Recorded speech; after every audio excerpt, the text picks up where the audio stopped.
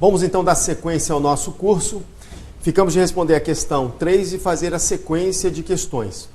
O que acontece? A pergunta é a seguinte, antes de resolver a questão número 3, só para uma mera reflexão. Será que a Constituição brasileira, ela protege os brasileiros e estrangeiros que estão dentro do nosso território, assim como os brasileiros e estrangeiros que estão fora do território nacional? O que você acha? Geralmente, quando eu pergunto isso em sala de aula, a maioria dos alunos respondem que não, que os estrangeiros lá fora não tem nada a ver com a Constituição Federal. Só que comete um erro grave, justamente porque a nossa Constituição, ela é signatária, na verdade ela até estipula, não signatária, o Brasil que é signatário, de tratados internacionais sobre direitos humanos. Inclusive a nossa Constituição, no artigo 5º, parágrafo 3º, destaca que os tratados internacionais sobre direitos humanos, que forem aprovados em cada caso do Congresso em 2 turnos por 3/5, se equivalem às emendas constitucionais. Mas fora isso, nós temos lá na parte dos princípios fundamentais, que vai do artigo 1º ao artigo 4º, especificamente na parte das relações internacionais, que o Brasil rege pelo princípio da prevalência dos direitos humanos. Isso lá no artigo 4º. Fora o artigo 1º, que destaca lá o princípio da dignidade da pessoa humana. Então é isso que você tem que ter em mente. Essa interpretação sistemática que eu acabei de fazer, envolvendo tratados internacionais sobre direitos humanos, artigo 1º, artigo 4º da Constituição Federal, essa visão sistemática dos direitos e garantias fundamentais vai te dar base para responder essa questão. Vamos na tela então, por gentileza? Eu tenho aqui questão número 3. O artigo 5º, caput, da Constituição assegura aos brasileiros e estrangeiros residentes no país a inviolabilidade, entre outros, do direito à vida, à liberdade e à segurança. Quanto aos estrangeiros residentes fora do país, encontram-se eles: a. protegidos apenas pelas leis de seus países, nada podendo reclamar quanto a eventuais violações aqui ocorridas. Violações aqui ocorridas. Não tem nada a ver. Letra A está fora. B. Protegidos somente na hipótese de haver acordo bilateral neste sentido. Também não tem nada a ver. Vamos à letra C. Protegidos somente se provarem que em seu país a Constituição garante a inviolabilidade de tais direitos. Também não tem nada a ver. E a letra D.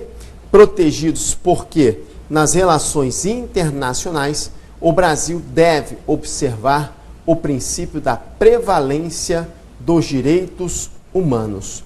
Então, muito importante, você vai marcar aí como resposta a letra D, conforme eu comentei com vocês sobre o princípio da prevalência dos direitos humanos, que está lá no artigo 4º da Constituição Federal. Marque aí a letra D e você tem a letra E sem qualquer proteção, está errado. Tudo certo? Outro tópico que eu acho de grande relevância comentar, que eu já até, obviamente, introduzi no bloco anterior, é sobre o direito à vida. O direito à vida, ele tem que ser interpretado no sentido mais amplo possível. Quando eu falo assim, mais amplo possível, envolve o respeito à integridade física, o respeito à integridade moral, o respeito às crenças religiosas. Então, a condição de proteção ao direito à vida, as bancas, elas entendem mais numa visão até justnaturalista, ou seja, até fora do direito, quando se fala em condições espirituais, por exemplo. Vamos analisar uma questão de prova? Então, na tela, por gentileza, eu tenho aqui, questão número 4. Dentre os direitos e garantias fundamentais existentes na Constituição Federal, encontra-se o direito à vida, sendo certo que este direito, a. deve ser avaliado e protegido preponderantemente na esfera da medicina legal e subsidiariamente nas normas constitucionais aplicáveis à espécie. Está dizendo que a parte da medicina legal, ela exerce uma prevalência em relação à parte jurídica. Não tem nada a ver. Está tudo errado. Justamente porque não existe hierarquia entre a área jurídica e a área da medicina legal. Então a letra A está fora. Vamos à letra B. Traduz sobre o aspecto biológico ou direito à integridade física, excluindo-se a psíquica, tendo em vista a vedação constitucional da pena de morte, entre outras. E aí? Nesse caso, exclui-se aí a integridade psíquica na proteção à vida? Não, está errado. Vamos à letra C. Abrange tão somente a vida extrauterina, posto que a intrauterina é qualificada como mera expectativa de um direito e a sua maior relevância na área civil. Veja você que a nossa Constituição, assim como o nosso ordenamento jurídico como um todo, o melhor ordenamento jurídico, que envolve um conjunto de normas, de leis que se encontram dentro do nosso território, protege a vida tanto intrauterina quanto a vida extrauterina. Vida intrauterina. Qual o limite de uma vida intrauterina para a vida extrauterina? É o início de trabalho do parto. Claro que isso não é pacífico. Alguns doutrinadores entendem que é com a dilatação do colo do útero, né, que praticamente eu acho, né, apesar de ser leigo na área da medicina, que é a mesma coisa quando se fala em início de trabalho de parto, enfim. Mas só para você ter uma ideia, quando você tem um estudo mais penalista, se caso o indivíduo saca uma arma, ele sabe que a mulher está grávida de outro homem, faz de conta que é lá a namorada dele, e aí ele descobre a traição e percebe que o filho não é dele, que o filho, na verdade, é de outra pessoa. Então ele saca a arma e dá um tiro na cabeça da mulher. Nesse caso, ele vai cometer 2 crimes. Com uma só ação, ele comete 2 crimes. Porque dando um tiro na cabeça da mulher, ele vai também matar a criança. Quais foram os crimes que esse indivíduo cometeu? Primeiro, o crime de homicídio. Segundo, o crime de aborto. Justamente porque ali não tinha uma vida extrauterina. Só é homicídio quando há uma vida extrauterina. Não tinha iniciado trabalho de parto nem nada, então a vida era intrauterina. Nesse caso, eu tenho o homicídio e o aborto. Tudo bem? Só para você entender a importância da proteção à vida. Envolve tanto a intrauterina quanto a vida extrauterina. O próprio Pacto de San José da Costa Rica, que é chamado de Convenção Americana de Direitos Humanos, traz aí a proteção do direito à vida desde a fecundação. O nosso direito penal, né, o aspecto mais penalista, protege a vida a partir da nidação. Tudo bem? Então, sem muitas delongas, analisando a letra C, é uma alternativa que está errada. Vamos à letra D.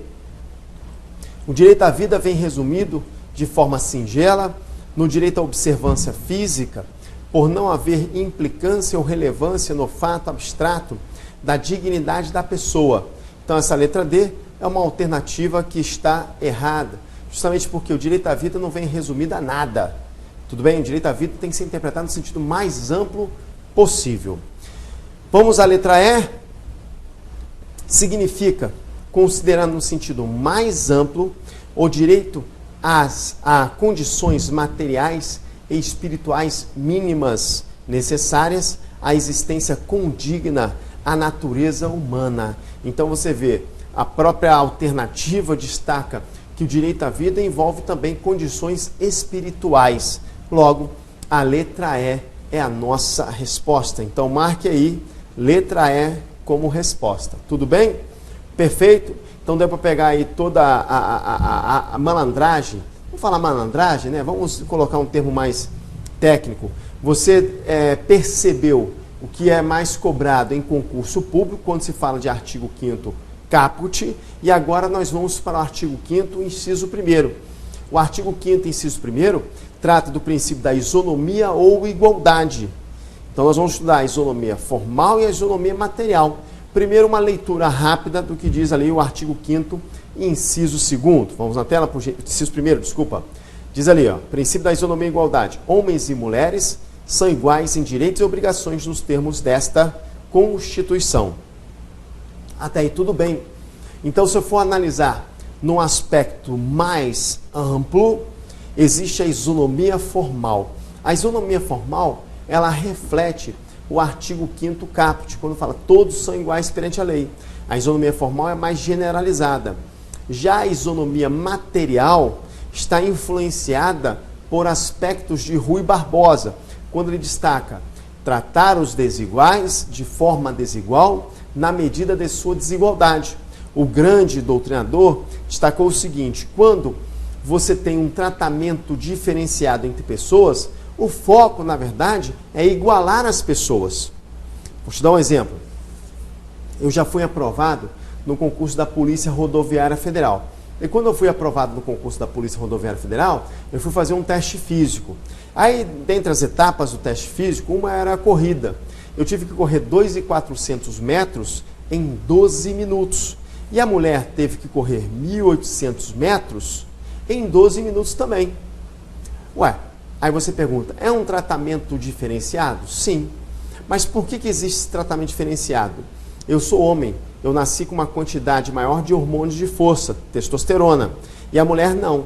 Então, o meu desgaste correndo 2.400 metros em 12 minutos se equipara ao da mulher correndo 1.800 metros em 12 minutos. Então, como diz Rui Barbosa, tratar os desiguais de forma desigual.